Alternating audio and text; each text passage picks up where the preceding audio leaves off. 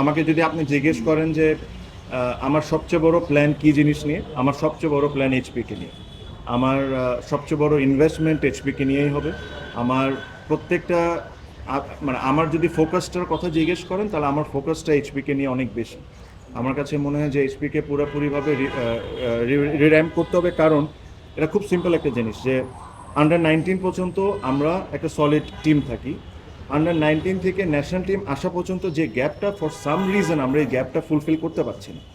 এখন কেন করতে পারছি না এই জিনিসটা খুঁজে বের করা খুব ইম্পর্টেন্ট। আমার কাছে ব্যক্তিগতভাবে মনে হয় যে এইচপিকে যদি আমি এজ লিমিটটা বের করে দিই, যদি এখানে কোনো এজ লিমিট থাকতে পারবে না, তাহলে এটা একটা জিনিস চেষ্টা করে দেখা যায়। বিকজ আমি এটাও গ্যারান্টি আপনাকে দিতে পারবো না যে আমি এইচপিকে যদি সব দিক থেকে ফিক্স করে ফেলি হয়তো বা এই সমস্যাটা সমাধান হয়ে যাবে, but there is nothing wrong in trying. আমরা যদি চেষ্টাই না করি তাহলে তো বুঝবো না যে আসলে এই ঝামেলাটা কেন হচ্ছে।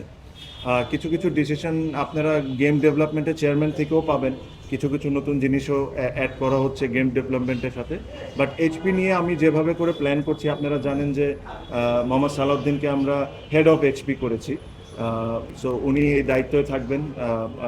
Time to time I am sure এইচপিকে নিয়ে আমি একদিন আলাদা প্রেস কনফারেন্স করব, করে আমি পুরো ডিটেলসে আপনাদেরকে বলতে পারবো যে অ্যাকচুয়ালি আমাদের প্ল্যানটা কী।